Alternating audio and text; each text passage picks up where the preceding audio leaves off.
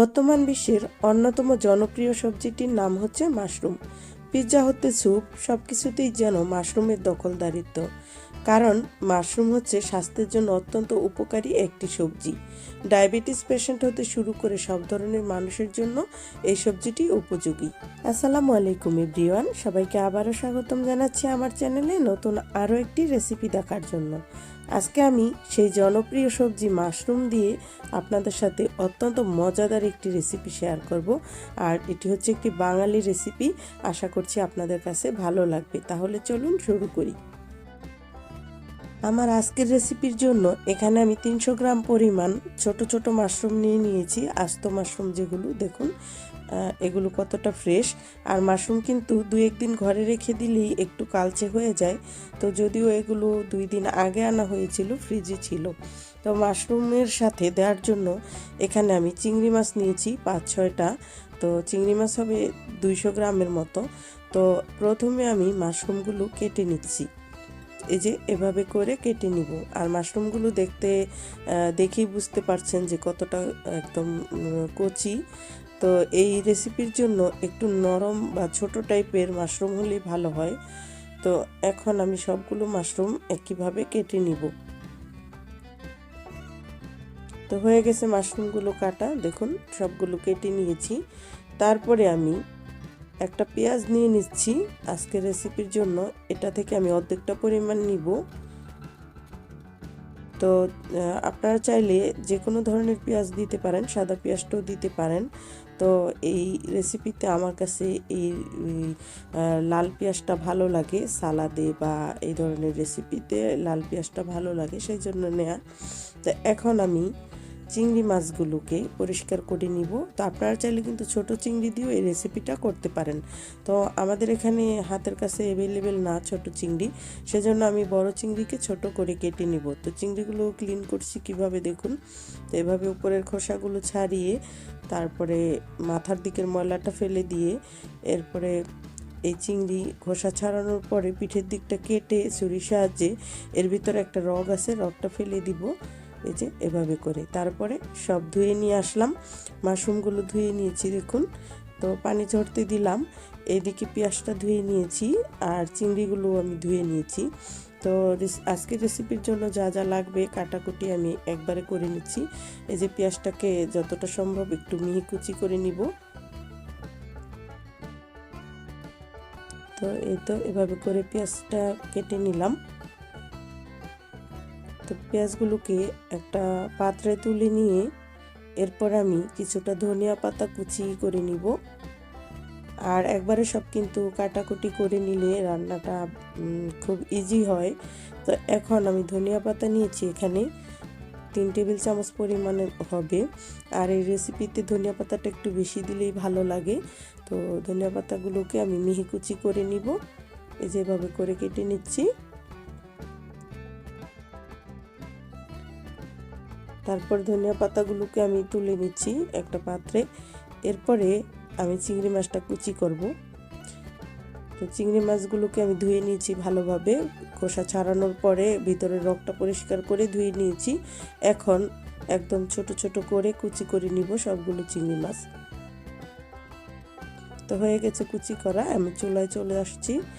এখন একটা প্যান বসিয়ে দিয়েছি চুলায়, দিয়ে দিচ্ছি 1 টেবিল চামচ পরিমাণ সরিষার তেল। খুব বেশি তেল দিব না, 1 টেবিল চামচ পরিমাণ সরিষার তেল দিয়ে দিলাম। আর এই রেসিপিতে কিন্তু সরিষার তেলটাই দিতে হবে, তা না হলে আসলে টেস্ট হবে না।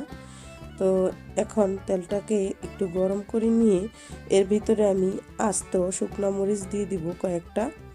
এই যে পছন্দ মতো কয়েকটা দিয়ে দিলাম, 6-7টা শুকনো মরিচ দিয়ে দিলাম। তো চুলার আঁচটা কমিয়ে রেখে মরিচগুলোকে ভাজতে হবে, আর এরকম বোটার সাথেই ভাজতে হবে, তাহলে মরিচগুলো অনেক বেশি ক্রিস্পি হবে। তো এখন মরিচগুলোকে উল্টে পাল্টে আমি ভেজে নিয়ে তারপরে তুলে নিচ্ছি।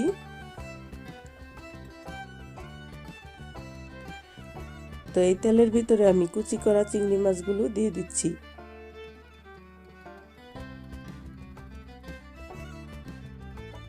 তো চিংড়ি মাছটাকে মিনিট 2 ভেজে এরপরে আমি ধুয়ে রাখা মাশরুমগুলো দিয়ে দিচ্ছি।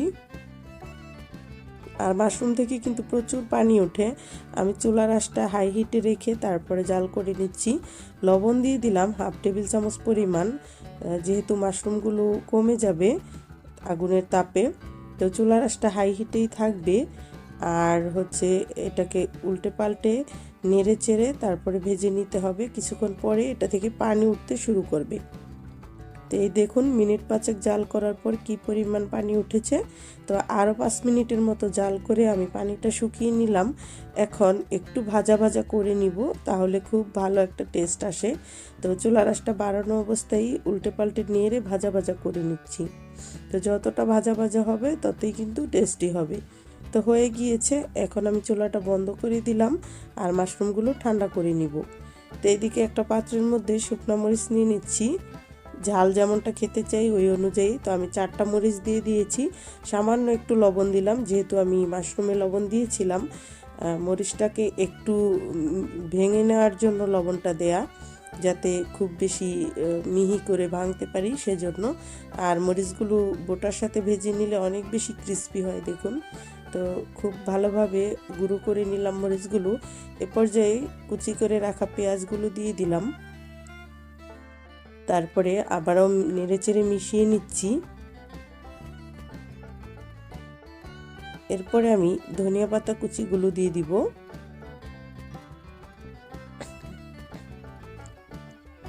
তো আলতো হাতে মিশিয়ে নিচ্ছি, ধনিয়া পাতাটা খুব বেশি মিক্স করতে হবে না।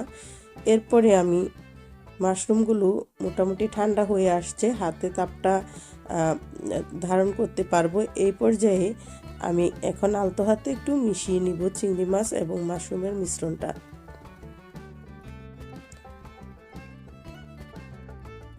এই তো ভালোভাবে সব কিছু মিক্স করে নিব, তাহলেই কিন্তু আমার রেসিপিটা তৈরি হয়ে যাবে।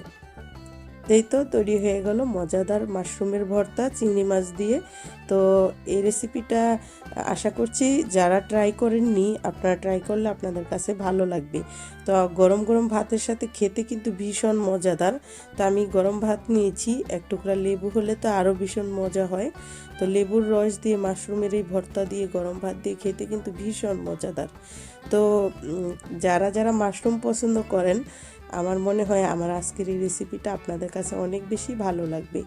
আর আপনাদের ভালো লাগাই কিন্তু আমার কষ্টের সার্থকতা। তো আজকের মতো খাবার খেতে খেতে এখান থেকে বিদায় নিব।